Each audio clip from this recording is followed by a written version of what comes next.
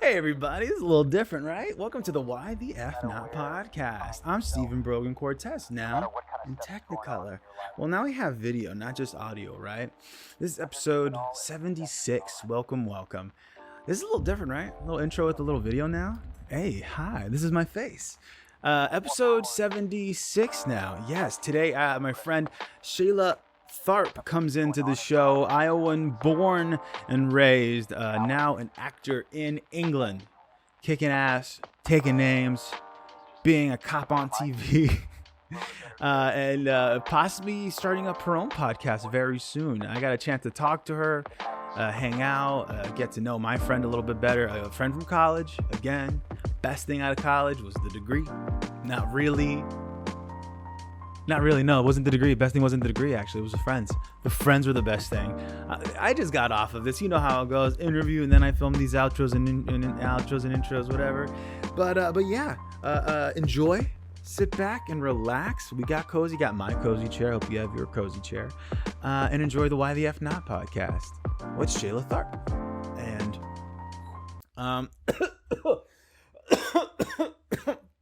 not a COVID I remember cough. my first vape. Oh god, that's a good one. That's a healthy cough. Healthy cough. Hi, hello. Oh my gosh. Welcome in to the Why the F Not podcast today. The intro should have been said already at this point if you're listening to the show. Today I have a really good friend of mine, another friend from college, man. I'm telling you, college is... It's the place to go. That's just to go meet people. It's like, fuck the degree. I went to college to go meet people. I got my Honestly. sweet Shayla Tharp. Shayla, welcome. No applause. Thanks, man. We don't have the live audience yet, but one day we'll have that live audience. Thank you for having me. It's so nice to see your pretty face. Once again, your freaking white teeth. Look at those things. It's all My that. God. It's all that. What's it called? What's that bad stuff that people say that's in toothpaste? That You use hydrogen peroxide? No, I use Colgate. Is that it? I just have a lot of fluoride. That's it. If you were like fluoride's bad. Fluoride. What was I thinking? No, I use those. Whatever. You know what I want to do? I want to like try out those like sticks. People use those like African sticks to like brush their teeth.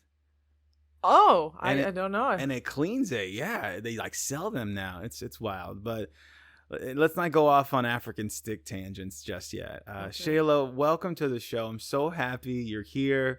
My first recorded podcast with video now. We're gonna have I think that's extra great. extra content, extra goodies for everyone. You know what I mean? Love that. You We came love some just to goodies. impress, dude. Like I'm over here with like my Thanks. fucking tiki room spirit jersey and shit. You got them lights. It's a vibe. Honestly, they are just my normal everyday lights. I happen to just be spooky on the regular. I mean, aesthetically, that's good. That's good timing in October. I know. Pretty good. And honestly, I work from home, so I just put on a blazer. It happened to work out, and here we are.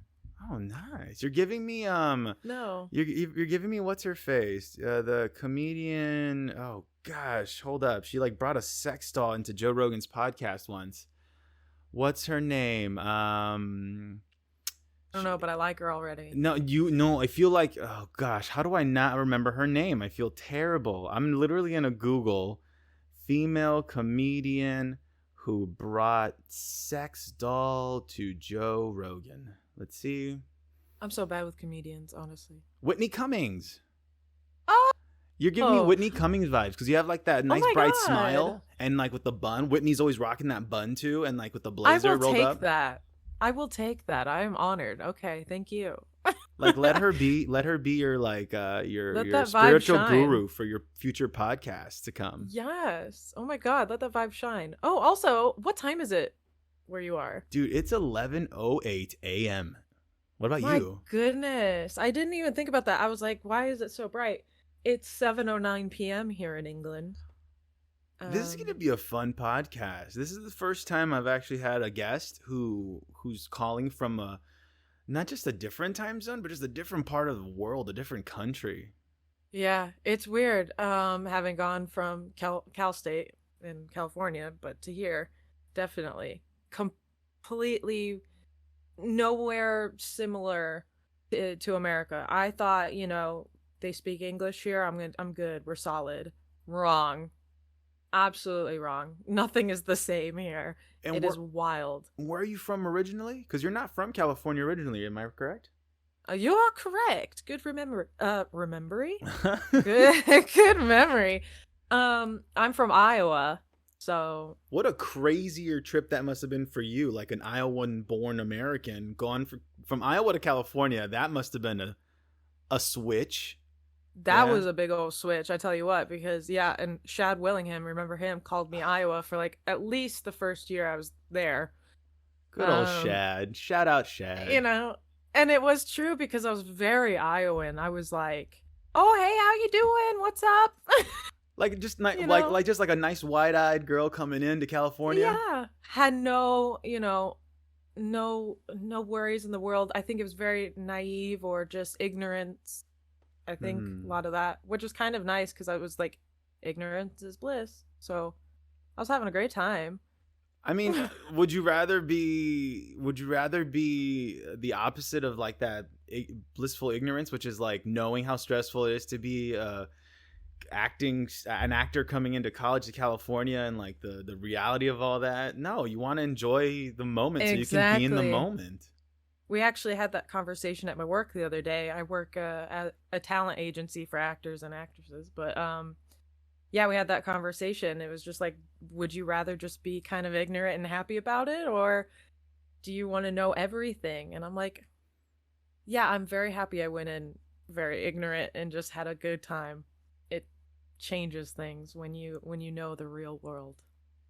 Well, Shayla, before we get into CSUN and the real world, let's take it back. Let's get to know you a little bit. I want to get to know you a little bit better, if that's all right with you, Uh, because yeah. I didn't even preface this beforehand to you, but like this is a show where like cool, deep, real conversations, just friends hanging out. So like I just want to get to know you. So feel free to Oh, share as much or lovely. as little as you want to. All right. So Cool. let's take it back. So Iowa. Ow. Uh, where Ow. where was your first why the f not moment, like your why the f not thought as an Iowa Probably as I kid? was sat in a cornfield somewhere looking off into the stars. Were I you don't know. wait literally wait would you have moments sitting in a cornfield staring out into the stars? Iowa is the corn state. It's corn. We like Keeping it we relevant. are all about the corn. I have cornfields in my backyard. Like that's yeah, very much a place where I would go, hide, do something, What were just you run dreaming around. about when you were sitting in the cornfield staring at the Um stars? I definitely knew I was gonna be different or just it was different than everyone else. I don't know, right? When I came out of the womb, it was like rest of the kids in the class wanted to dress as Cinderella or, Sleeping Beauty. And I was like, I'm going as Corella DeVille. Hand me a cigarette. We going. Like I was just weird, different, and yeah, I did not fit into the hometown mentality. I think I did when I was younger because my mom could shape me that way, but Right. I grew out of it real quick. So there was this feeling of wanting to be different, and I dig that. Did I mean you wanted to be Cruella when everyone else wanted to be a princess or whatnot? I mean that seems like a kid just having fun. When did the performing begin for you, or when did that first start for you? Honestly, um, I would say Cal State. Um, Really? yeah, because I wasn't allowed to perform. I wasn't allowed to do any type of thing like that. It wasn't Well, up my alley. I don't know how to explain that. was it just because of like we're from Iowa? That's not a dream we're allowed to have here and whatnot. Like, was it that Well, kind of I thing? was at the age of 8. I was scouted to play some sports, basically for eventually a national team or whatever. I don't even remember how America does things anymore. But at the age of 8, I was scouted to play on a softball team that traveled the United States, So you were an and athlete. I was so I didn't go to birthday parties for kids. I didn't do things. I was like 8-year-old lifting weights and running laps and traveling to Tennessee on the weekends, traveling to Missouri. So I never, got to do any performing. And when I said I wanted to, it was always, no, you have to do this because we're going to get a full ride and we're going to fucking do it. And I was like, but I want to act. It's fine. Yeah. So then after that, I basically turned 18, finished softball, graduated, and was ready to, move on to the next level. And I was like, you know what I'm going to do? I'm going to fly to California and be an actor. And my mom was pissed. I can't even imagine all that. Because, okay, so for those that don't know, women's softball is like, it hurts. It's next level. Like, not just like the what it takes to be an athlete in softball, but the passion from like the fans. Like the fact that it's not bigger surprises me, because it was my girlfriend's family actually introduced me to it, and it's intense. It's softball really intense. Is intense. Your girlfriend, how does she know about softball? Like, does she have family? Actually, well, damn, dude. Okay, so check this out. Softball does run deep in her family. Her sister was this like big time pitcher in her town of San Mateo. And that's a big job. So she had an arm. She had that confidence, I was like, she doesn't believe me when I say it, but when I look at pictures of her back in the day, I'm like, Kelly, you're so rad. Like, you don't get how rad you are, dude. Because like these chicks playing softball, it's like next level. Like, it's a lot. I feel like it's worse that y'all have to use a bigger, nasty ball. I'm like, can't we use a baseball? Like what? Like you're throwing cannonballs at each other. It hurts. It hurts. It's wild, but even wilder though when it comes to softball connecting to me right now. So Stephanie's her father was a softball coach. He was a coach in their town, and within their league, because softball's so big, especially like in in Los Angeles, like especially because I'm born and raised here in the Valley, like softball doesn't feel as big, like because it's it's such a widespread area here that there's just baseball, football. Yeah. There's so much that there's not really one thing that's really thriving at one point during the season, and you can feel it like in smaller towns, right? Yeah. Yeah. So in San Mateo, softball was a big thing. And I don't know if you know this, but a certain family is also from San Mateo. The Bradys are from San Mateo, as in Tom Brady. His hometown is San Mateo, California, where my girlfriend's from. And the softball league that they were playing in, there was another softball pitching coach there. Her name is Mo Brady. She's Tom Brady's sister. So they actually played in the same league. And at one point, there's a story of Stephanie's dad going to Mo's house to go just drop off some equipment, just bats, gloves, whatever, helmets and stuff. And he's just at the door gonna drop it off, knocks, and she opens up and he peeks through and he sees Tom playing with the kids, playing with Mo's kids, just hanging out. Oh, so softball runs deep in that family. So I got to It runs deep. So I got to learn. Yeah. I got to learn like about how like just how intense it is, and so the fact that you were from a young age, you were like you said you were an 8-year-old like lifting. I was. Yeah, at a little league game, and someone came and saw me and were like, sign her up for the league. And I was like, I don't know. And my mom's like, you're doing it. And hey, I mean, does your family, like, if you don't mind me asking, do y'all come from money? Oh no. Oh my God, we're so poor. Oh, so having a chance to get a scholarship, like that's sometimes your only way to get out and like try to get an opportunity. Yeah. So yeah, your mom must have been freaked out when all that was just pissed, just unbelievably pissed. And now that I have $100,000 in loan because I went to school, I can understand why she was pissed. And now I'd be like, sign me up, I'll play, take it away. Oh, yeah. But you know what? I loved softball. I mean, I hated it for sure. Taught me a lot of great stuff, a lot of discipline, and I can swing a bat like nobody's business. It gave me something to be proud of, and to have my family proud of me was really nice. They ain't been proud of me since, but it was nice then. Jesus. I mean, that's the thing. Like, there's a lot of great things that come out of being in sports, you know, the discipline, the idea of teamwork. But when there's like a level of desperateness, you know, I don't know if that's fair to say, but level of desperateness that's put onto a child, like, it's like, you have to succeed. You have to do this. Do better. There was no number 2. There was no number 3. We have to be number 1 no matter what. And it was very much that mentality. And when I wasn't doing softball, I was on the swimming team, the volleyball team, and the basketball team. So there was no break. There was no Shayla gets to maybe try out tap dancing, nothing like that. It was like, so I just never got to perform, and I just kind of would like perform little High School Musical things in my room. Cheetah Girls was my go-to. Get it? Cheetah Sisters? Yeah, perform in my room. Yeah, until I went to Iowa State, and I was like, I gotta leave. So who were you watching, or what like, was it just High School Musical and like those? Oh God, no. I was watching. What was inspiring you? Who was inspiring you as a young kid? Oh, absolutely, 100%. I had either I gotta say Megan Mullally in Will and Grace.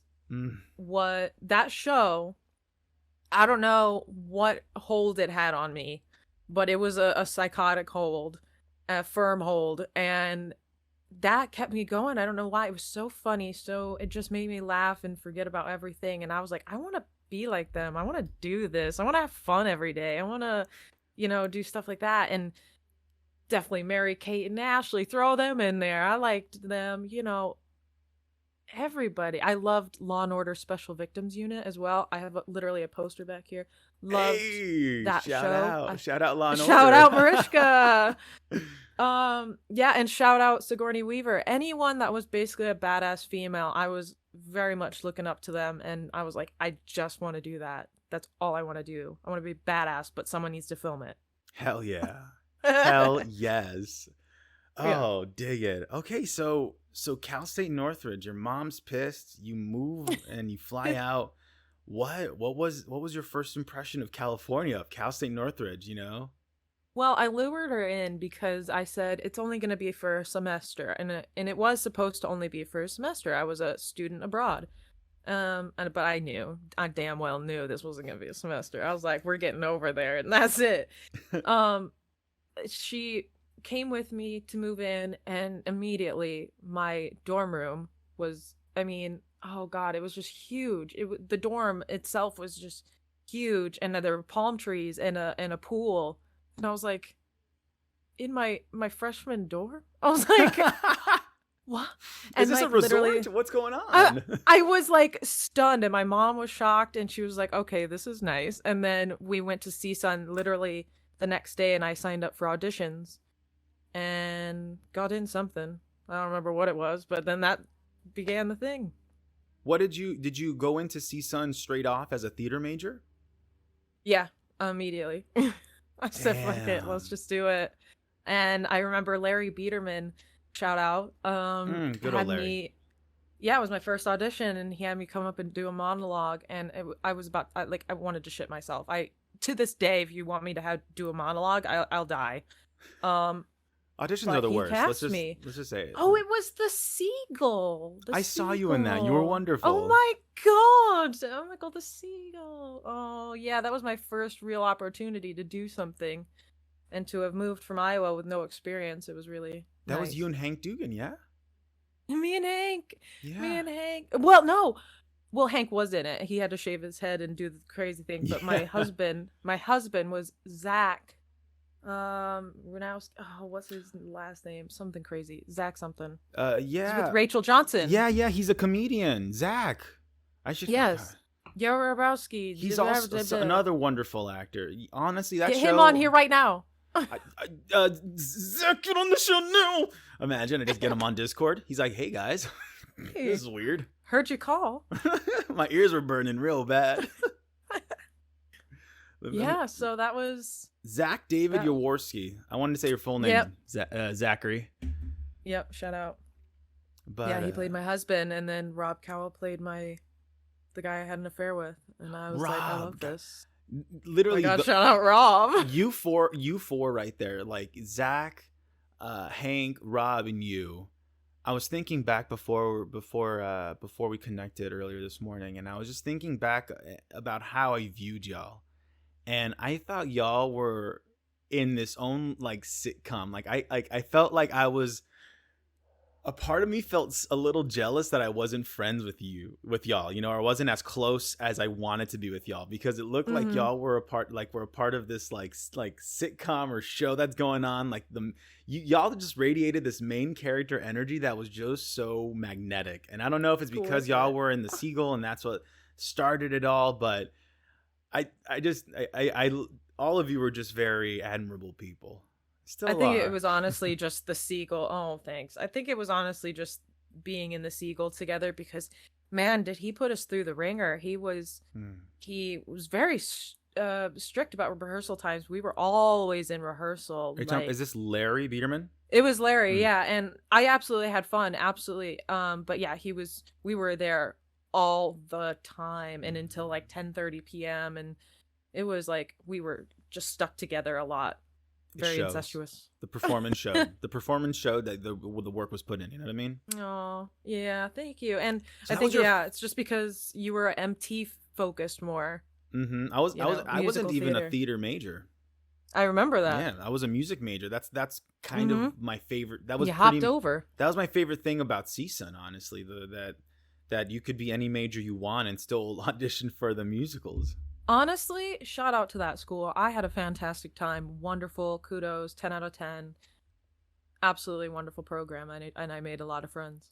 Again, honestly, why my podcast is still going on is because of my friends who are still agreeing to come onto this show. I mean, Yeah. it's a great school that you're able to connect. You're not like, I think other schools, like more prestigious schools, like say like UCLA or USC, like when you get into their artistic programs like theater or film or music, I feel like they're so intensive and so involved that you can't do anything else. And Yeah. there's nothing wrong with that. Nothing wrong with that. But CSUN allowed kinesiology majors to join the Did, musical. yeah. It, It was it, great. it allowed everyone to just be like, "Hey, I want to try this," you know? Yeah. Absolutely. And kudos to it. I think that's fantastic. I had a blast. So your first show at CSUN, fresh out of Iowa, was the Seagull. Was the seagull, and I was Was like, "What the that fuck was are your we first talking audition? about?" Yeah, and I just remember being on that stage and the light shining on me, and just Larry Biederman sitting in the audience, and I'm like reciting a monologue, not a clue what I'm saying, and I was just like, "What are we? What's going on? I'm just doing it. We're just going. I don't know. I'm just terrified. And Let's go." that's what gave it to you, I believe, right? That blissful ignorance that led you Yeah, into this audition. You had the absence of fear that allowed you to, not even the fear must have been there, I can imagine, but I feel like I don't think it's yeah. the ignorance had you just not pay attention to that and just be like, I want to try this.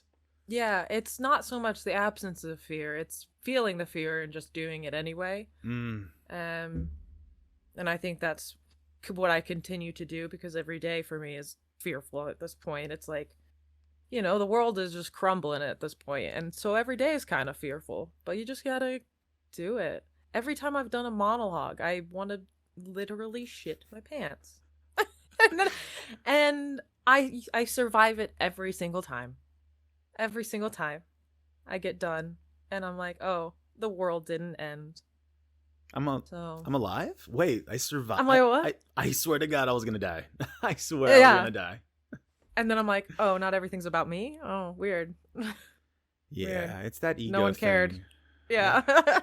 That's why mushrooms are very appreciated in my life so far. Like I don't do it a Yeah. lot, but I the haven't done moments. them since California, so haven't done a lot Oh, since California. England is kind of a dry area. ooh, that's well, it's. I mean, it is what it Okay. is. It's Things are. it's mostly a drinking place, and Uh, I don't drink, so it's not that fun. we're getting much more psychedelic here in California. Oh yeah. Yeah, even Oh mushrooms damn. are at the dispensary I go to. They sell psilocybin chocolate, mushroom chocolate. Oh, fab. How cool. Yeah, and it's Go for it. and it's wonderful because now that they're legalizing it, they're also being able to study these psychedelics, like Yeah. THC and psilocybin, and they're able to see like, oh shit, this helps with depression. this helps with PTSD. Wait, Yeah. anxiety? Yeah. Honestly, I just wish England would get on board with that mentality. They just still see these drugs as something so horrible and so bad. And it's like, I actually use weed medicinally, and I did in California, and that's why I had a med card. And, it's not like I'm not making this up. Like, I don't just say it makes me feel good for fun. Like, It's it also helps with my stomach issues. like I'm able to eat, Damn. man. I'm able to eat. I'm able to Yeah. relax. Can I please? I want to be comfortable. What am I doing to you? Nothing. Yeah, it's I don't know. I honestly see cannabis in the same level as alcohol. I see them as this. They're the same I thing. see alcohol as worse. Yeah, I agree. I agree. It is worse Yeah. because if you drink a full gallon of vodka, you will die probably of alcohol poisoning. Your liver will probably shut down. But if I smoke a pound of cannabis, I might get through it, but I'll fall asleep probably beforehand. Exactly. I have never done horrible things while smoking. I mean, on weed, I guess. I've only done horrible things when I was like drunk in the past. I don't drink anymore, but Yeah, like I have siblings, and I always tell them like, because like you have many siblings. I have many siblings. I come from a Salvadorian family with many siblings. That's my mom's retirement plan. Us. Yeah. So when I tell them like my siblings are getting older, so I have one in college and another sibling, wow. in high schools and stuff. And like I remember in high school, weeds there. Fucking people tell me that coke was in high school, and I'm like, coke? It wasn't around me. Who was doing cocaine in high school? What the fuck? But they have elevated. It's insane. Like all I remember in my time in high school was people talking about the cholo smoking weed out of an apple, and I'm like, cool. Oh my god! And I did that, and it doesn't really work as well as you want it to. But yeah, it's all about precision, maybe about like really Yeah. If you're stressed out about being in school and like like all the bells gonna ring and like you're probably not really thinking about the ankle and the filtering that's needed for anyway. Yeah, the science, the physics. There's so much involved, but the thing with my siblings, the ones who are old enough at least, right, who like might have these kind of things around them, I always tell them there's 3 rules I've always lived by. It's, are you in a safe place? Are you in a safe state of mind? And are you with people you feel safe with? Yeah. So I was like, if anyone ever offers you weed or alcohol or anything, answer those questions. If 2 out of the 3 are no's, you probably shouldn't be doing this. Yes, and I have done those things. And you learn. We're like, well, we learned real quick. Oh, dude, the first time I smoked weed, it was in West Hollywood or somewhere in Hollywood with friends, and it was a friend. I'm not gonna mention his name. I don't want to like throw his name out there, but he took me out we were at this like restaurant, and then like this random kid pops up, this like little blonde boy who's like, "You guys want to smoke some weed?" And I'm like, what? And then I looked at my friend and I was like, can I go? Because I was there with him. So he was kind of like my authority figure, if you will. So I was like, am I allowed to do this? And he's like, go ahead, have fun. Go into the forest. So about 4 of us just walk out into the parking lot, like a good old West Hollywood parking lot, and then like a parking structure, and we're underneath the staircase, and we're just all smoking a joint, right? And I remember till this day, it was Granddaddy Perp. It was apparently good stuff. It makes me homesick a little bit. It makes me miss California. That's a vibe, right? Being underneath. I'm like, I want to be in a parking garage right now, smoking a joint. A little cold, and you're just like with your friends, and like, yeah. Hey guys, we're gonna go back and eat food after this. Oh my god, and I would kill for some good Mexican food, Oh. Yeah, that's something you don't get out there, huh? No, it is not. Yo, okay, so I've always had these ideas, these why the F not ideas in my own head that just pop up, right? And cooking is something I love to do personally. And it'd be wild to just move out to somewhere like in England or somewhere like where you were You'd be famous here. Dude, no Mexican food? I'd be like, I can have tacos, pupusas, I can have tortas, burritos. Like, I'll order all the beans, and it might no one knows how to say those words here. Perfect. I can charge whatever I want. I can charge whatever. But like pupusa? Yeah. They'll be like, what's that?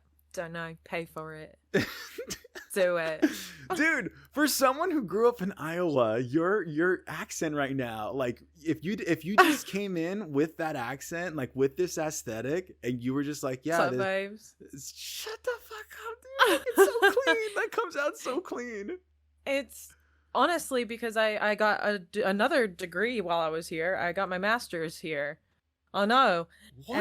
I know. I feel like a horrible friend who hasn't paid attention to your social medias enough. I think.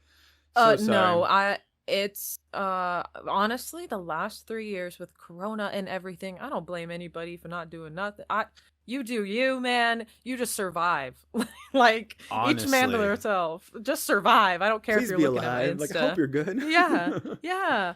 So yeah, I actually came and got my master's here during Corona, and we did like 4 hours every other day of learning British accents. What was your master's in performing and acting? It wasn't acting, yeah. Where did you go to get it? I went to East 15, University of Essex. So I was in Loughton, Essex, and it was horrible. I absolutely hated every second of it. But we did get to perform on the Shakespeare's Globe, and that was pretty phenomenal to perform at the Globe, like of all places. Like, let's have a little zoom out. Let's have a zoom out, shall we? Yeah, I was like, wow, I'm not in a cornfield. I'm on the Globe stage in England. Like, the Globe, that the Shakespeare Theater, right? Like, this is the theater that's been around since Shakespeare's time. Yes, I believe the original burnt in a fire in whatever year or whatever, but they rebuilt it again. But yes, it is. But those grounds you walked on. Yeah. Like, dude, that's pretty rad. Again, as an Iowan-born kid who sat in the cornfield staring at stars, you're now walking on the same grounds that who knows how many countless great actors have walked across.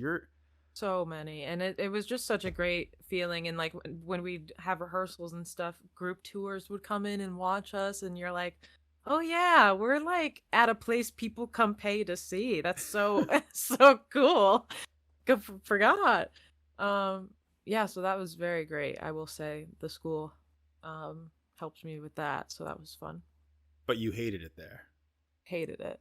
Oh, was it just like what was it about it? Like, I don't want to like start trashing that university, but like what was it about it that made you experience? I'm the first one. They called me the other day and they were like, can you give us a survey of like how your time was? And I was like, it was horrible. Don't call me again.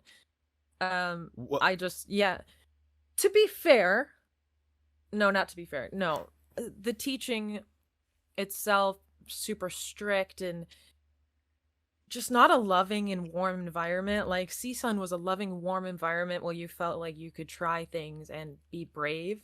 And that's not how it felt here. And it felt very also a cultural shock. They're very strict, straightforward, no joking with the teacher. Like there's no back and forth banter. Like, how was your weekend? Like, it's like you just come in, do the thing.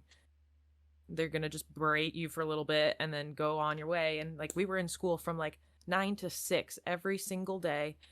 And we hardly had breaks. And when you went for lunch, you barely got any food. It was like a very prison-like environment. Whoa. Very unhealthy for my brain. And then 4 months into it or 5 months into it, Corona happened. So then we had to go on Zoom and try to get an acting degree on Zoom. I dare you. Not even just a degree, a master's degree. I'm like, yeah, a 2-year master degree. So jeez. Yeah, so then we're on Zoom. We had to do a few Zoom shows. Then we come back to the rooms and stuff. And we're only allowed to be in duct tape squares in the rooms. Like mine would be in this corner, Caroline's in that corner, someone else in that corner. You can't cross paths. You can't do this. You can't do that. I did a production of like a Christmas Carol, and I played the Ghost of Christmas Past, and I was only allowed to sit on a balcony for like the entire run of the show because that was my zone of safety. For Corona, we had to be in zones, so you can't move past each other, you can't do this. Whoa. It was wild. It was very tough mentally. Yeah, I mean, that's what happens when you don't have sun as much as Cal State Northridge does. You're a little less happier and welcoming to your students. It is very dark here, and I have gotten very pale very fast. I mean, you're making me feel really tan right now. You're making me feel like That's fair. Yeah, I mean, even when I lived in California, though, I could barely hold a tan. Like, let's be honest, I just had a good base. good Iowa. That's the Iowa in you. You're like, hey. Yeah, But yeah. I think it's so cool that to think that maybe, during one of those tours that come by the globe, right? And what if there's like some young like kid from the States who's like, oh, mommy, what are they doing over there? And like seeing all the actors and stuff, and then like she meets eyes with you and stuff, and then she thinks like, oh, who's this cool English actress and shit, and then like little does she know, nah, this is Iowan born Shayla, like because that's the perspective, right? That's like what kind of like, as I've zoomed out and like kind of what I see, listening to your story, and holy shit, dude. But fuck that school, Yeah. apparently. But it just seems like Yeah. it was just a different approach to teaching. Definitely much more it old just school. wasn't much more old school, and I didn't find it very conducive, and it didn't teach me almost. I mean, I learned a few things here and there, and I had some good experiences, but all in all, CSUN really was able to teach me what this level of masters taught me, and I also don't know if that's because I was lucky enough to work in California as an actor, as an extra, as a celebrity personal assistant. I kind of did my rounds. So I'd already had the knowledge. I just didn't know that I already had the knowledge. So like being in the classes, I was like, ah! Like they were like, this is what happens when you go out into the industry, guys. And I'm like, fuck, I was just there. I know. Shut up. It just goes to show you, right, that a degree can only do so much that life experience can only give you. Honestly, life experience is the way to go. I wish I would have. I don't know. I don't ever regret anything I do. I enjoy that I have my master's degree, and it's gotten me to where I am now. But wow, the struggle. Yo, let's if we can, I want to talk about your job as an assistant, because you were an assistant to, if I remember, to an actor who she's from what I've seen her in, a hysterical actress, right? Like, what's her name? Her name is can I say it? I mean, Wait, I can say we're not that. gonna badmouth her or anything at all. Yeah, like, no, God, no. Never. That's my BB. I would never. Yeah. Because I remember you would post so lovingly about her when you would work for her, and I was like, dude, what a lucky break to have this gig.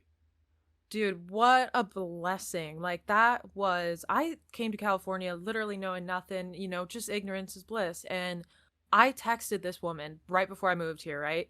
Right. She had just come out with this book called, not text, sorry, I tweeted. Oh, I was like, how did you reach out to her?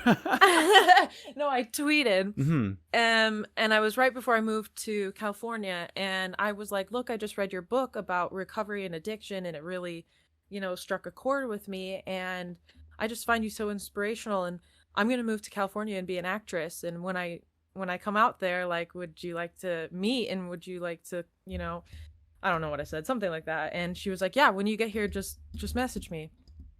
And so I show up to California, and I'm in school, got Siegel, and then we take a little break, and I text her or tweeted her because I was like, oh, I forgot I said that. And I was like, hey, I'm in California now. Like, I'm at school acting, and I'm, if you ever need help with anything, let me know. And she goes, actually, I'm moving apartments tomorrow. Why come to this address, and you can help me move, and we'll see what happens from there. And I was like, oh yeah, I'll come to a strange fucking address with people I don't know. Absolutely, I'll be right there. Because once again, I was just do whatever I want, I don't care. I trust everybody. And surely I was like, the celebrity can't be lying to me. Like, now, as an adult, I'm like, oh, okay, Shayla, ridiculous. But anyway, I show up at this house. She's there, regular clothes, hair's messy. She goes, hey, can you help me move that box? And I was like, yeah. and then it was just instantaneous. We're both very tall, loud, brash, blunt, just very, very similar. And yeah, then I worked with her for the next 5 years. I can't even imagine what you must have soaked from working with her. Not just not just like knowledge of like the industry and like what it is to be an actor and all those ins and outs, but I can't even imagine the relationship y'all cultivated and like the stories she shared with you, and and just being able to relate to one another. And because I don't know her background, you know, where she grew up in, but just to, for you said 5 years you worked together. Yeah, it was the best highlight of my life. And I know for her, it might be a little different because she was going through some mental things, and Mm-hmm. it was kind of a rough time for her a couple of those years. But for me, yeah, just being in her presence, just learning and soaking up as much as I could, and just, you know, yeah, getting to see the world from a different perspective, and it was just so wonderful. And I had no idea how like blessed I was at that moment. I was just going with it, but it was very one best experience of my life and most stressful. Yeah, you were her personal assistant, right? Yeah. So yeah, I Yeah. can imagine the stress level of like just someone who needs a personal assistant. They probably have so much that's it just goes to show you how much shit they have going on in their lives. They need another human being to help them. Yeah, and it's not like, and it doesn't stop at the like can you book my flight? It's like, can we go to IKEA together, paint this bookcase? You know, it becomes a relationship, you know, Mm-hmm. in a way. And so that was very hard for me when I left California to leave her behind. It was very, very tough. But I can imagine she was pretty supportive. Oh God, yeah. Yeah. She helped yeah, a little with my flight here, and is always curious what I'm doing. She sends me pics of the dog that we adopted together. Oh, And yeah, so I'm just jealous every time I look. I'm like, oh, I wish I were there hugging him. damn. 5 years, dude. And yeah, we won't say her name. And maybe on your next appearance or on your podcast when that comes to be, we'll talk more about that and those stories, because I can't imagine Kristen Johnston. I can't say anything bad. Her name is Kristen Johnston. She's my little gem of a human. And yeah, I've been through all the ups and downs with that woman, and I don't think she truly understands what impact she had on me. Because she's kind of very up in her head, very much very actory, you know, very much an actor, and Yeah. kind of gets lost up in there, and she doesn't really understand the impact she can give on others. Like one day we went to Target. She loved Target. And one day she just anytime she'd see a homeless man, she'd be just giving him $50. It's like she just doesn't understand she's such a great impact on others. She just doesn't see it. She was just like, yeah, I did it. So what? And I'm like, that's beautiful. Like, and it's always reminded me to give back, and just the advice she's always given me is come in so much handy in this industry. What's like the first thing that pops up when it comes to like advice she's given you, or like something that's that's been useful for you being out there? Never look, I can't remember how it's said. It's like never look a gifted horse in the mouth or something. You ever heard that one? I've heard it. What does that mean exactly? Yeah. Because she told me that back in the day. And I can't even, I kept saying like thank you for things she was giving me, I can't even remember. This is not helpful whatsoever. But now I think about it in my head a lot. I can't even give you a good definition of what it means. I just think about it all the time. And then I have little trinkets that she used to give me, like bracelets that had words like powerful, or you know, she was a giver. She liked to like give little trinkets and gifts. So I just have those kind of spread about that I can always remember, and they always have a cute little quote on them. That's awesome. Yeah. You need those support systems. I mean, that's like that just shows you how important you were to her too. Like you weren't just someone helping her out with like daily events. You were also someone probably helping anchor her down. Yeah. You know, just someone to talk to. Yeah. It got wild, so, but love her to bits. And I'm hoping to be in California in May for our friend Alex's wedding. And so I'm hoping to see her then. Alex Olsen? Yeah. He's getting married? Yeah. Oh, congratulations. He's getting married on May the 4th. That's perfect. If you see me, Alex, I'm looking at you. That's so silly. I was like, really? He's like, yeah. Really? Yeah, why not? Yeah, I was like, you know what? I'll do it. I'll do anything. It's so funny when you think about it. Like, I haven't seen you or Alex or Kristen in, like, at this point, like 4 years now, which is insane. But I'd still jump in front of a bus for all of you. Same. Like, like I would in a heartbeat, and I don't need to talk to you guys. I just would. I think what helps us, well, for me, what helps me feel more connected to everyone from CSUN, especially those, you know, who I feel like we had a connection or admired, right? I feel like I can stay connected with people like you because of social media, and it doesn't feel like reaching out to you is such an obstacle, you know, like even this. Yeah. Even us recording this podcast right now, like, because we have the means, the technology, right? Like we're able to, and it makes it feel like we haven't lost that connection. And like like, you still get to go to your friend's wedding. You still get to see what they're up to daily or weekly and just like message them and be like, wow, that's cool or whatever. Or like, you dumbass, you know, whatever.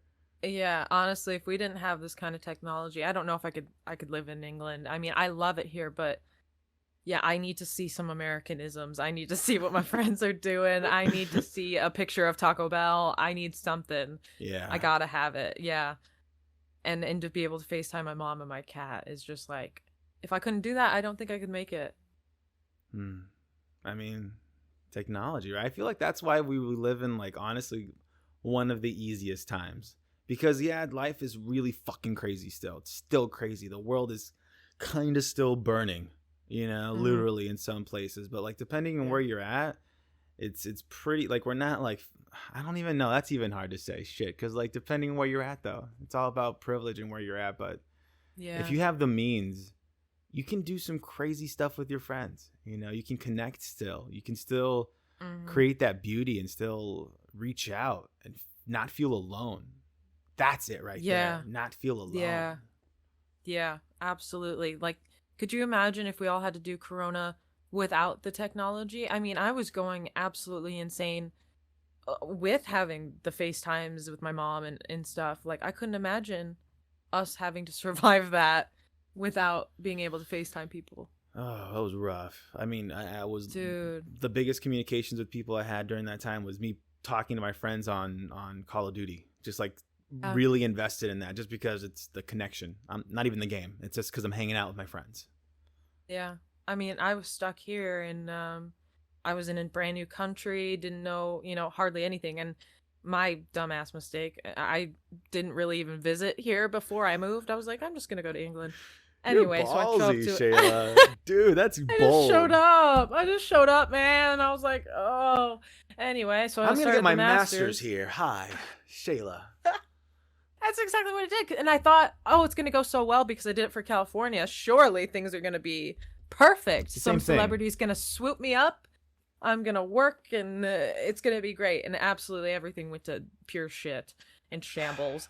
And yeah, it was the past 3 years have been the roughest of my life. But here we are. Here we are. I mean, you go through these struggles. Do you feel like through these struggles you've at least grown? Do you feel like you're stronger because of these struggles? Kind of circling back to the ignorance is bliss now thing, I don't ever feel like I will have that feeling ever again, which is almost kind of depressing. I don't think I'll ever have that moment where I can be ignorant about anything anymore. Because I have just gone through so much at this point, seen so much, heard so much. There's no going backwards.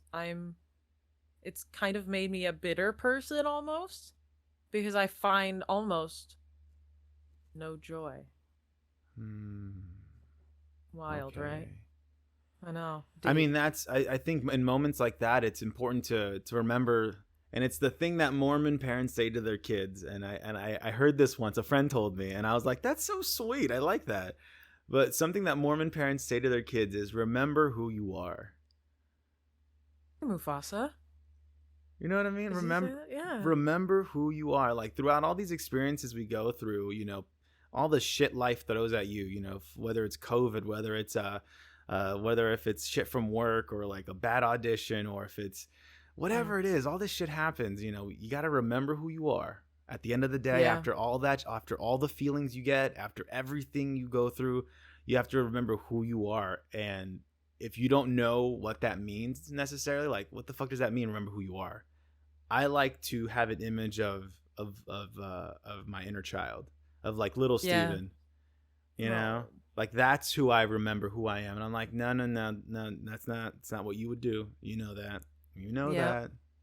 Yeah. My therapist loves to tell me, speak to yourself as if you were a child. That's one of her favorites. And then I'm instantly like, oh yeah, I would never say this shit to a child. I would never fucking be that mean. But to me, I'm like, fuck you, bitch. Like, and you just like, you know, you would never say that to a child. No. And you know, when we're mean to ourselves like that, I like to ask, you know, like, well, whose voice is that? Like when you're beating yourself up and I'm just like, oh, you suck, Steven. You're not good enough. Da da da da. I'm like, whose voice is that? Who told you one day you're not good enough? Who made you feel that way? Oh. Ooh. Because you know when like kids act a certain way, kids don't act a certain way just for any reason. They copy, they Someone mimic. taught them. Mm-hmm. Someone taught them they're not good enough. Someone taught them that they suck and that they need to try harder. You know, that's wild. Dude, I saw this video on TikTok of this white boy just like on a trampoline in this big beautiful house in a backyard, giant trampoline or whatever, and a bunch of other friends around him just, you know, watching him jump up, and homie's just jumping up like no fear, just like confidence and like just going beautifully, right? And then it's stitched to some other guy. I think he was like, I don't know if he was Latino or native. I don't know what his ethnicity was, but he was saying like, wow, can you imagine having the confidence, that confidence that comes with entitlement, that you're going to be safe no matter what. That entitlement comes from money. It can come from race, whatever those levels are, right? But dude, look at this rich boy. Like, I don't know what his life is, but like he looks comfortable. He's got a good house, got a big backyard, got all of his friends, his support system. He feels confident and safe enough, and has built that confidence and that safety enough to jump up freely and do that. And when you don't come from that kind of background, right? Depending if like you're a Iowan kid who's being bred to be this softball champion, or if you're just like me, some kid from the valley who was raised by an immigrant mother, who, you know, you don't know these things, and you start believing that this is how life is because that's the way you see it. That's the only way you've seen it. But then when you start meeting people like what's her name again? The who you assisted for? Excuse me? Kristen. For Kristen. You meet someone like Kristen, and then your perspective is fucking widened. And you're like, wait, it's not like that? Yeah, exactly. Like here, when I moved here, and we have paid holidays. The fuck is that? I was like, you mean you gonna pay me to leave, go somewhere? Huh? You know I'm gonna go drink, right? Like I was like, I'm gonna go drink. Oh, okay.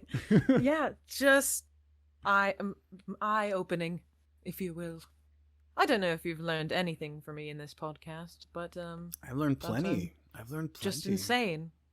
Nah, you're not insane at all. And let's see. So far we're a little under an hour. See, look how easy that time goes, and we're not even at the official segment of the show. So we've just been chit-chatting. You know what?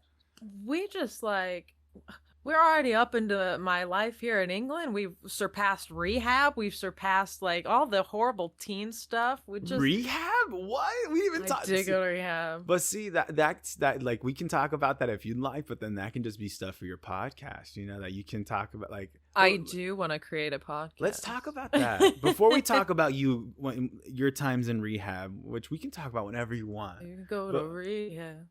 I said no. Yeah. Oh, you said yeah. My bad. You said yeah. I did say yeah. No. I said yeah. Well, good. Yeah, you're here healthy. Time. You're here healthy, and you got the cannabis, but that's for medicinal reasons. Yeah, I like to say I'm California sober. Hey, that's me right there. California sober, baby. Can't help it. Let's talk about your podcast, because that's kind of you DM'd me, and you were asking about the podcast and how that works, and slid in. you slid in there. You're like, yo, what's up? What do you do? How do you do What's that? up? Like, I'm like, how you do that with them knobs? And it's like, how you do that? I can show you. Come here, let's talk about your show if you want on my show, and just make it a thing. But what made you want to start a podcast? Let's talk about that. Honestly, I don't know what made me want to start it. I think it's because right now I've been out of school for about a year, I think, and just working and auditioning, which is great, but I haven't been able to be super actory and creative like I normally am. Like, I've been doing acting in school nonstop for the last how many years, I don't know. And now it's suddenly stopped, and I feel like all I can do creatively is when I go in for an audition. And so I was like, I want to do something else creative, and I've been trying to write a book as well, but that's quite complicated and hard for me to kind of put down and figure out. I'm not organized enough for a book, I don't think. That's amazing. But you have that have you started the book at all, or is it just like that? I have definitely started it. Like many of my projects, I have started.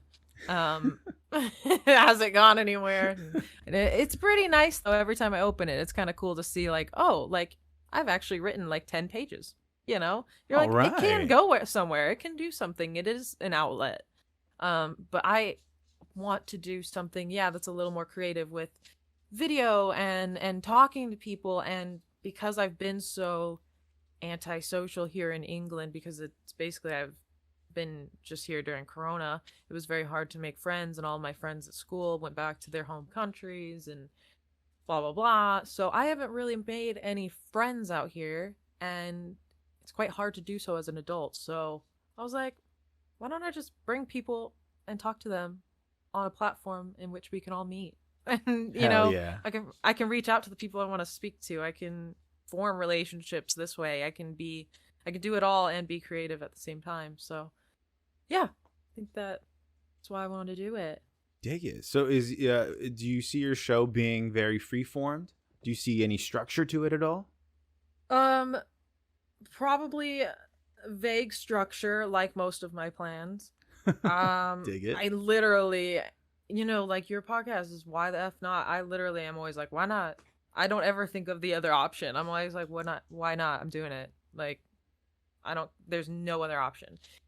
So, what I really want to talk about though, it's hard to nail down. I think you have a very specific idea, and I like that a lot. And that's what you need is specificity. And that's what I'm really bad at. Mm-hmm. I'm very bad with the specifics, but I want to talk about, I think the industry and just the negative sides to the industry and the body image of the industry and just the sides of it that you don't necessarily see. And I feel a little not bad, but I feel a little inadequate to be doing a podcast like that, because I'm not a big celebrity. Obviously, I haven't been on the big giant movie sets. Like, I don't have a personal assistant. I was the personal assistant, but I have still been in this industry in and out for the past 11, 12, I don't know, 10 years or whatever it is. And I have seen some shit, and I've been through the shit. I've been called fat by directors. I've been called every name under the sun by directors. I've been told, just horrible things, and I've been put through horrible things. And everyone that looks up to actors and actresses, I don't think they see the 500 self-tapes you had to do before, getting that job. You don't see how you were belittled before all that. They don't get to see that. They just see the fame and the money. And I think they also see the negatives in people like Robin Williams, who unfortunately, unalived himself. Mm-hmm. And I think they kind of just see stark contrasts, like it's either that or that. They don't see the in-between with like the rest of us performers and what we're going through and how hard it is and how unfair it is. There's just so many obstacles, be it race, height, you're battling something every single day, and no one I don't think any other job is like that, where you have to prove yourself every single day to someone. No other job do you have to walk in and be like, hire me. This is why I'm good at what I do. Like, you know, it's a very odd place, and I think there needs to be more talk about it. Yeah, there's no other job where you didn't get the job because you're not an inch taller than what they wanted you to be.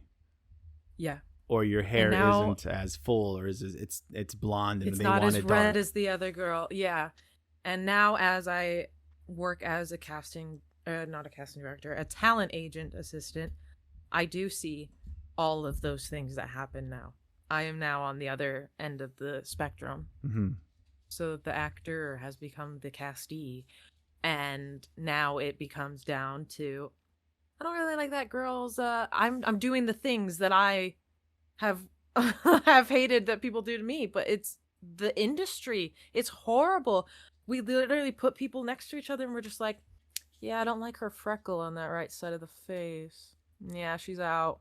Oh, she's gonna go to Paris on October 30th. Nah, then we'll just kick her out. It's just, you don't see every little aspect of what goes through it. It's horrible. There's just a lot that goes through when it comes to any kind of production, right? Especially like movies or TV shows, beyond just casting, right? Like, oh, absolutely. And there's so much that they have to consider when it comes to selling the movie or the show, and like you have to like sure, we would love to see people on TV and film who represent, you know, the everyday person, you know, and doesn't have unrealistic expectations when we see them on screen, but yeah, you can't argue against the majority liking when they see someone who looks like Dwayne "The Rock" Johnson. Yeah. When they look like Gal Gadot, you know what I mean? Yeah. Like people want to go see that. Like that's what the audience wants, or are we just stuck in a cycle we've put ourselves in, where we perpetuated the youth concept and the idea of being stupid or whatever, or either if it's machismo or Milo, you psycho animal. He hates it. He hates when I get into this. He gets really passionate about this. I can feel it.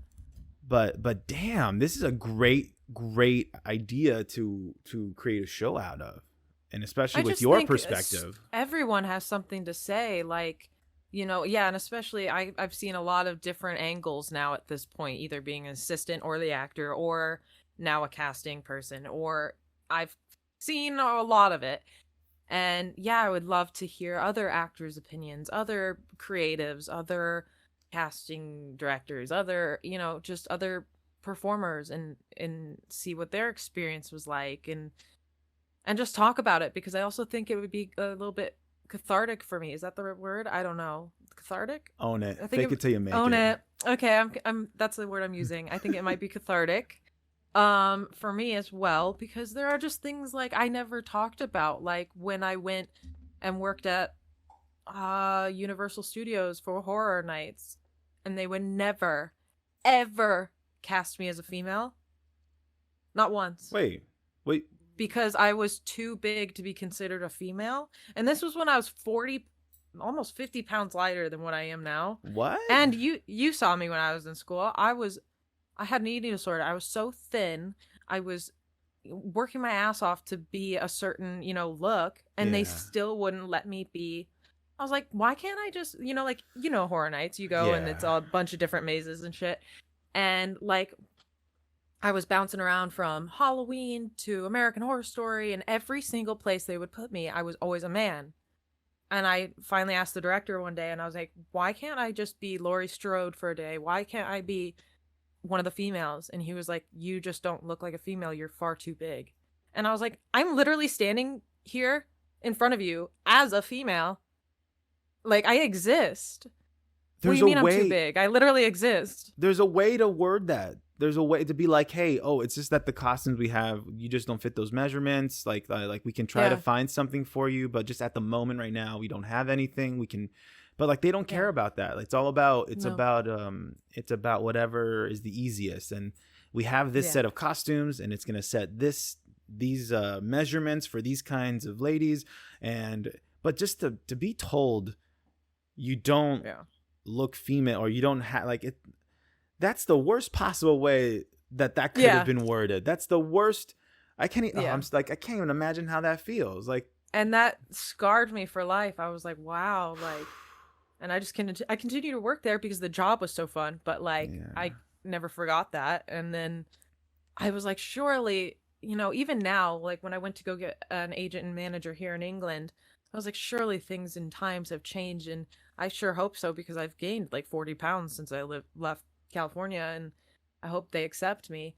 And luckily, I found an agent that does accept me for me and loves me, and thinks I'm a fucking badass because I am. But this one lady, I'll tell you what, she was like, "Yeah, have you ever been thin?"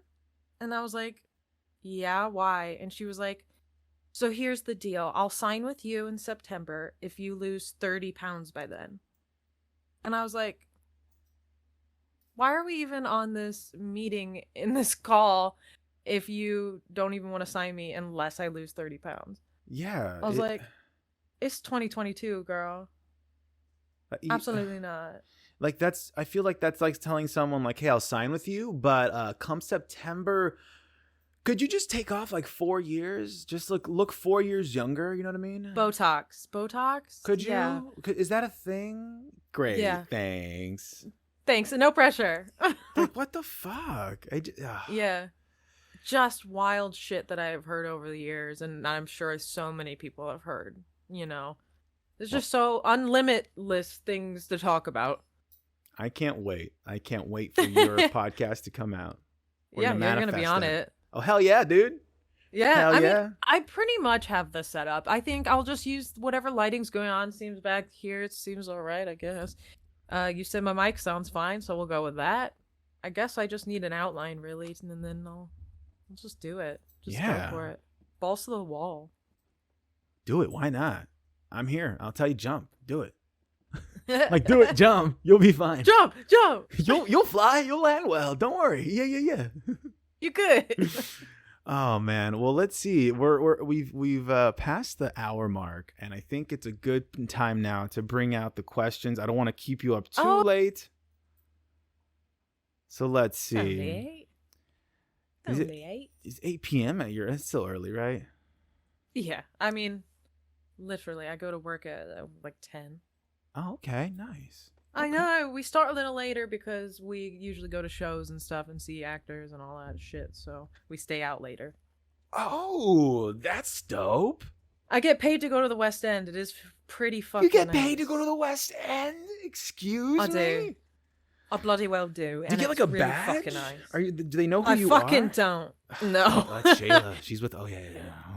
No, out. Absolutely not. No. When they're like, dude, scouts are in the here. Back. They're like, scouts are here. It's Shayla. She's like, oh my god! Remember blazer. They used to say that at like CSUN. The scouts are here. Oh my god. Dude, CETA people are here. Oh Dude, my god. CETA's here. All right. They're coming. Oh my. Give the performance of your life. See that shit? That's what we could talk about on my podcast. It's just like that shit. No one has to deal with that in the real world. It's so fucking weird. We're so weird. Yeah. I would love to talk about on your show what it's been like for me as a biracial actor. Not being able to find there's no slot for me, you know? I'm finding myself in the same position I find myself in everyday life, where I'm too white for Latinos, the white rule, and then I'm too Latino for white people, you know, where it's like and it's like are you?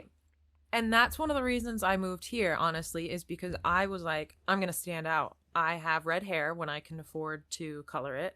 I can pull off doing different accents. I can do regions. I can do whatever you need me to do. I'm a little bit curvy and thick, and I'm American. I stand out so much here that it was a hot commodity. And that's why I left.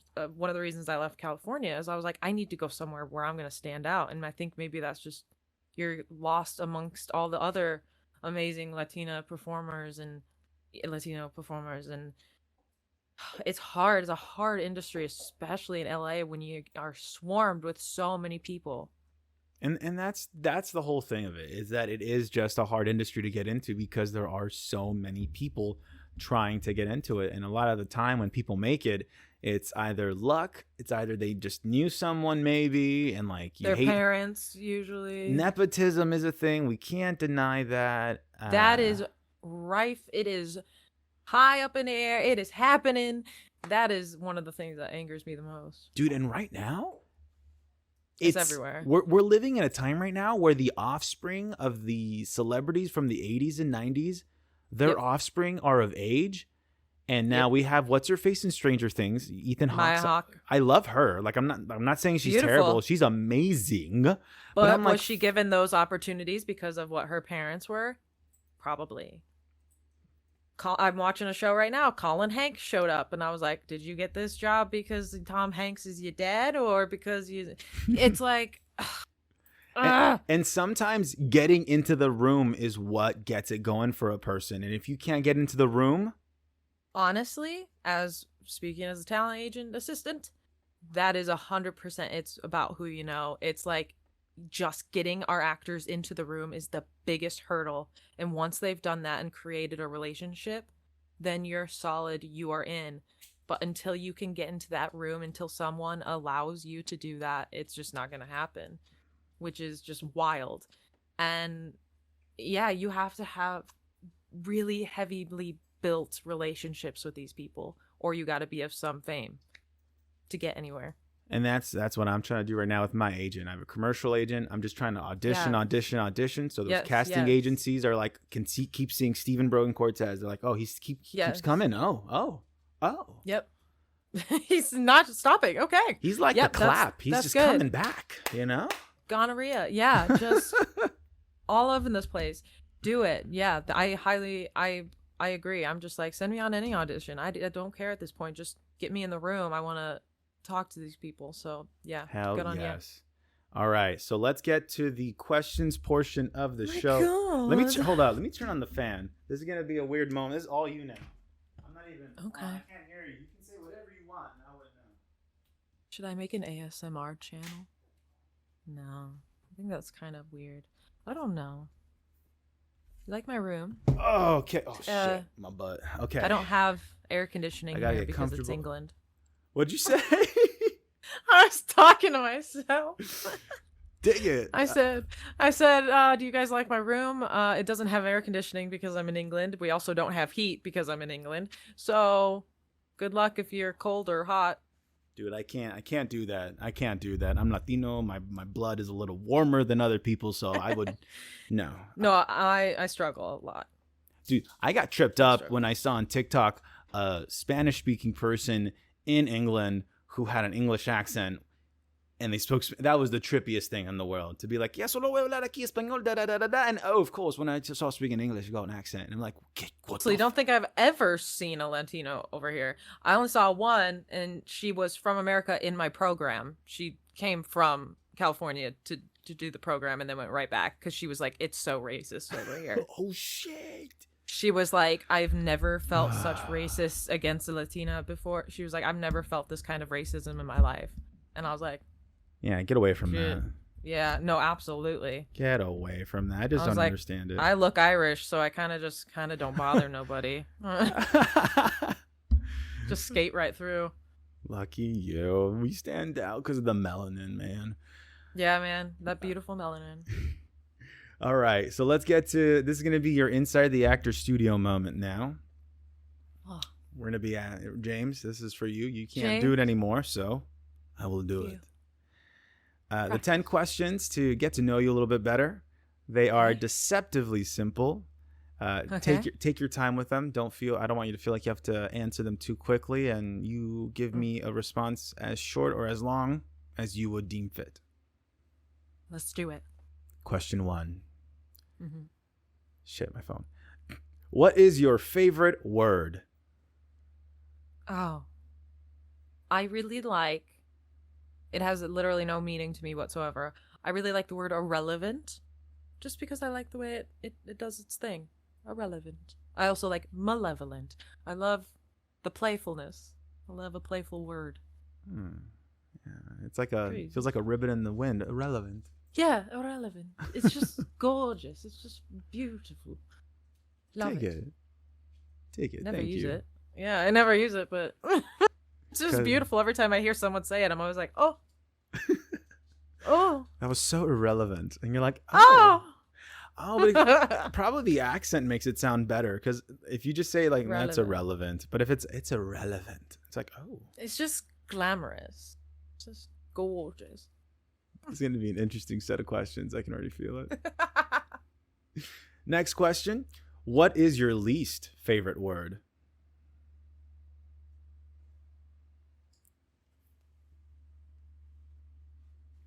Can't. Is that I'm sure people have said that before, but I have a problem with authority, and the second you tell me I can't do something, I'll be like, I already did it 10 times over.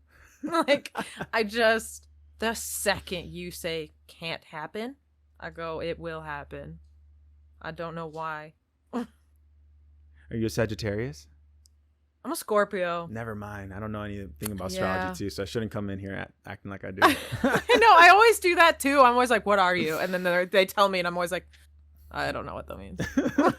I just know I don't like you. Dig it. Can't. That's a solid answer. Thank you. Yeah, absolutely not. Can't. Don't you ever say that to me. Next question. What turns you on? Spiritually, emotionally, or was it mentally? There you go. Oh God, I don't know. Honestly, I haven't been turned on in years. It's been a rough few years here. And it doesn't have to be something like in the sense of arousal. It's like turns you on as in what brightens you up, what, like spiritually, again, emotionally. I love Halloween time. That honestly makes me very happy. I love the autumn leaves. I love watching Jamie Lee Curtis in Halloween, even though I know what's gonna happen. I just feel so comforted and turned on. I'm cozy. It's happy time. Like, love that. Love those vibes.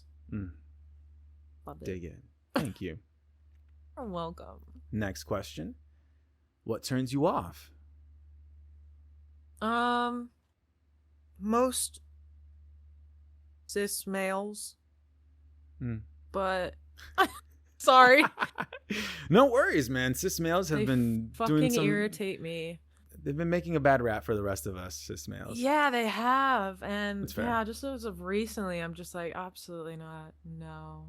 I mean, like up until about 3 years ago, they were fine on my list. I was like, sure. But now, even breathe in my direction, I'm like, God, no.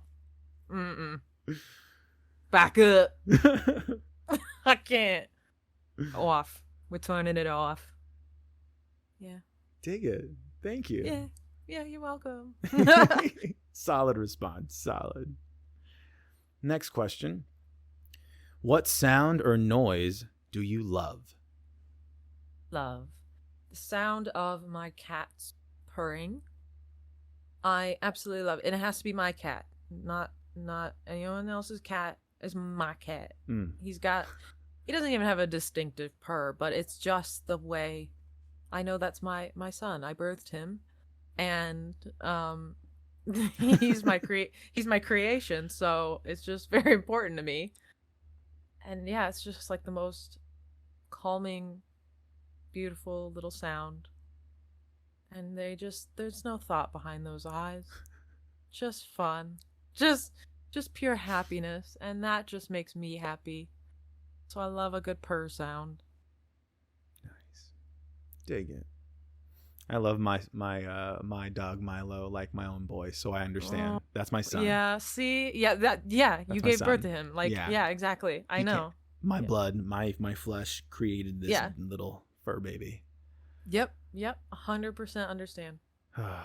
If only my mom would understand that. Anyways, next question.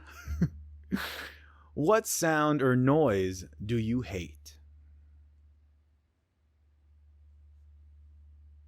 I don't know. I do have quite an issue with lots of noises. I don't know if it's like a sensory thing, but I get very overstimulated if there's lots of noises happening at the same time. So that is something I really dislike. If lots of like talking, music, just shouting, just a lot of noises at once. I can't handle it. Like a club scene, can't handle it. I'll die. I hate it. It's just too much noise. I also hate the sounds of babies crying, not because I feel bad for them, but because I want them to be quiet.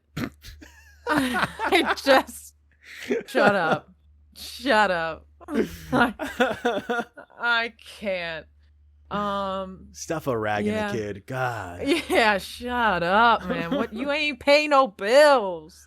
You're hungry, I'm hungry. I'm tired, hungry. I'm tired. It's just welcome to the world. I don't get it. I don't get what their problems are. It's just like, damn, figure it out. Dig it. Next question. And this is a crowd favorite.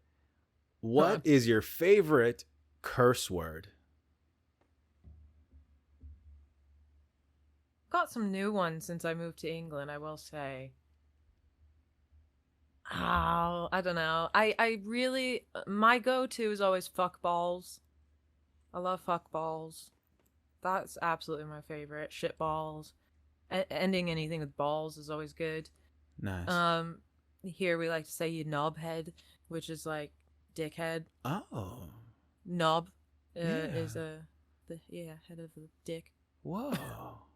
Yeah, More so if you just call if you just call someone a knob, you're just calling them a dick. I love that.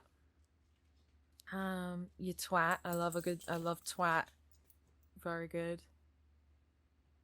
Yeah, I could do this forever. I constantly at work, someone hangs up, I'm like, you fucking twat, you bitch, shit. I love cursing. Yeah, it's good. It's good for the soul. It feels, I'm gonna bring it in again, cathartic. I personally don't means. know exactly. Yeah, I don't. I'm just like, yeah, it is cathartic. I think it means it makes you feel better. Like once you've talked about it, it makes you feel better. I think that feels right. Could be wrong. That feels right. Yeah. If anyone ever asks me, I'll be like, that's this. Yeah, Shayla told me. Yeah. Put it in the comments, you guys. Tell me what cathartic means. Thanks. See, now that we have video of this, I'm just gonna make this a whole little TikTok clip now. They're gonna be like, God, that girl in the pink blazer didn't know what cathartic meant. What an idiot. Like, I'm here for the bun and the lights, but girl, cathartic. Cathartic. Come on. You got a master's degree? Ooh. We never covered cathartic in my degree. No, they didn't. They taught me how to pronounce it. I can give you like the fucking, what is that shit? The syllables and like each sound. Like I can write out the sounds if you want. Yeah. Yeah. Definition? Just can't tell you what it means. Next question. What profession other than your own would you like to attempt?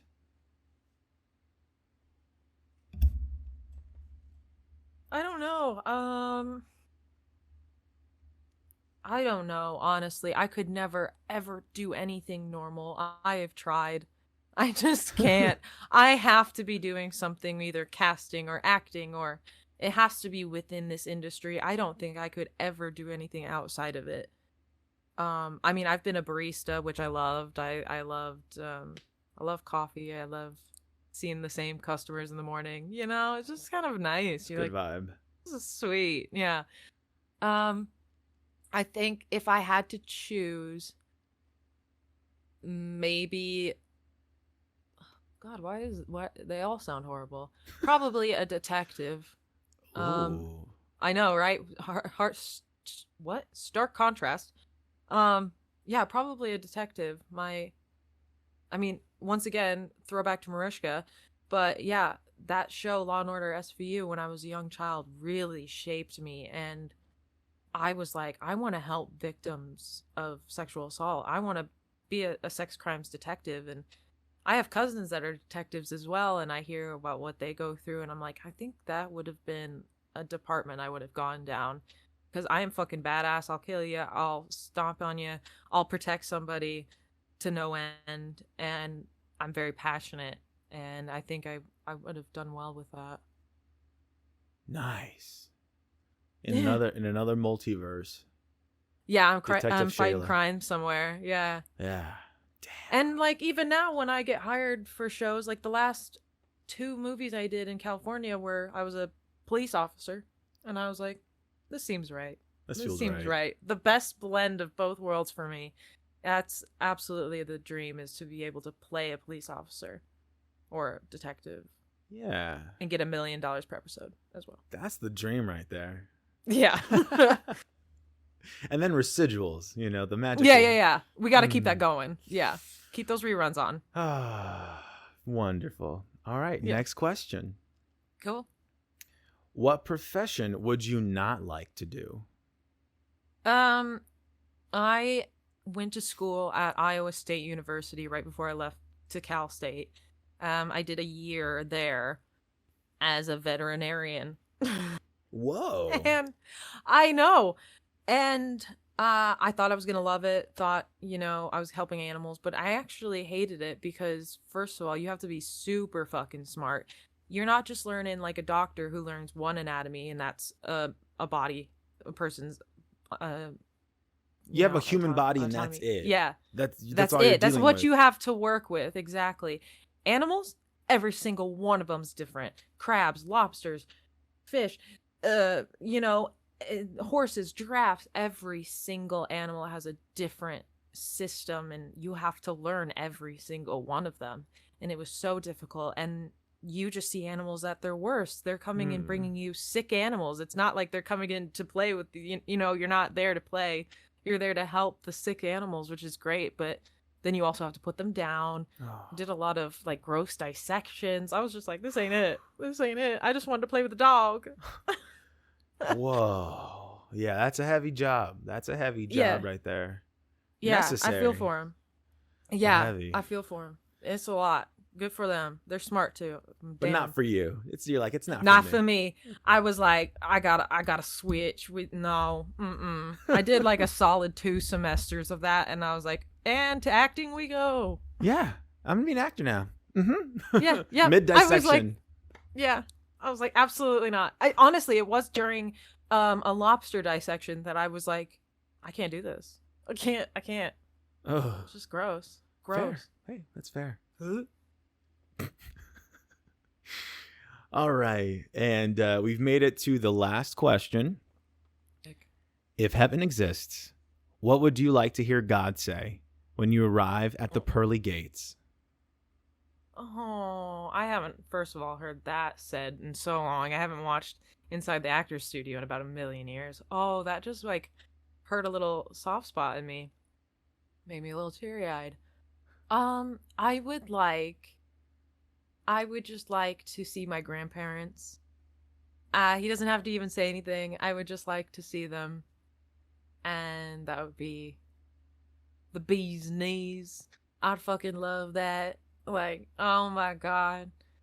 So I'm just waiting. I'm like, any day now. I mean, well, but yeah, I would absolutely love to just get there and they would all be there. I don't really believe in a heaven or a hell, and I'm not quite religious. I'm kind of just more, a little more spiritual. I don't really know how to explain it. I believe in a higher power and, things like that.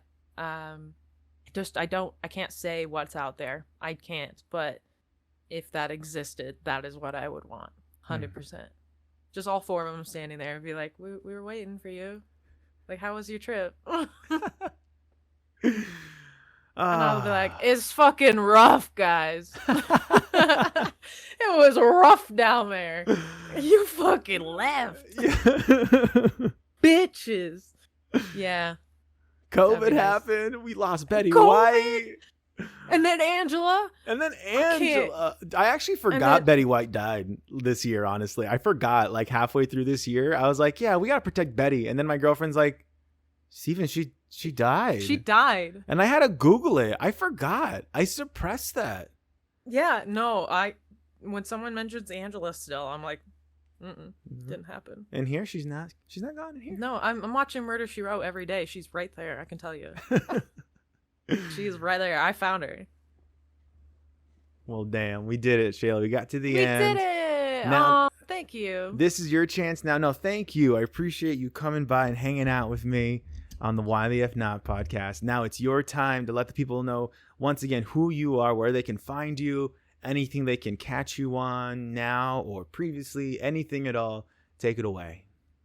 Okay. Well, yes, I'm Shayla Tharp. You can find me on Instagram, Twitter, and all those good things. I'm hoping to be creating my own podcast, hopefully shortly. I'm hoping in mid-November we'll be up and running. I've got it all planned. I'm ready. We just got to pull the plug, so stay tuned for that. And I will be in a short film, or no, it's a feature film coming out in, what's the next year, 2024? 2023. Oh shit, yeah, 2023. Then I'll let you know because I'll be posting about it and you'll be like, unfollow. But like, Follow. It's coming out. It's coming out, so that'll be good. And I'm hoping to do some more voice work, so just keep your eyes and ears peeled. I will be doing stuff at all times. And we'll have you back on the show to come promote your movie when it releases. I'd love to. Yeah, have me back anytime. I love it here. We're having a great time. Hey, and look, what is this now? We're at an hour and a half. That's a solid podcast. Podcast. Look at that. Yeah, honestly. And what time is it? Like noon for you? 12:30, yeah. Yeah, so you could have a nice little brunch. I'll go have dinner. Oh my god. Bing bang bosh. Look at that. And look, right now we got to do like that. I want to try something new where we'll have like a little fade out. So we got to have like a little just talking, you know, like we're like all right, bye now. You know, I'm gonna go do my thing, Shayla. Oh yeah. I mean, honestly, I'm gonna go smoke a cigarette. And we're back. This is the outro. What's up, y'all? I'm back. Did you like the show? Shayla was pretty dope, right? I hope she's gonna come back. You know she's gonna come back, and I'm gonna go to her show. It's gonna be a great time. You can find all the things, how to find Shayla, all her socials in the description below. You can find her on Instagram. You're going to find her on podcasts in the podcasting world soon. You will. You definitely will. And if you want to find any stuff I'm in, in the description, you got my links. Google Stephen Brogan Cortez. Anywhere you can Google something, find what you find. Heads up, I am going to be making an appearance on the Outsiders Assemble podcast. My friends Luna and Alan. We talked about Avengers. We talked about how current Avengers and past Avengers movies and Marvel TV shows and movies, and how they talk about how it relates to social issues and whatnot. And if you think that's stupid, you don't know comic books, because comic books have always tried to be, I've always tried to have some sort of commentary when it comes to the current social dilemmas. That's just how they've been. But yeah, you can check that out soon. Please be in touch. Be in touch, right? Keep in touch. See everything in my links. You'll see the links below. It's my LinkedIn tree. Everything on TikTok, Instagram, my Facebook, my YouTube, Twitch. Everything is there. And don't forget. See, I get to do this now. You get to see me while I say this now. Don't forget. This is the big part. You're enough. You're more than enough. It's insane how enough you are. Okay? Bye.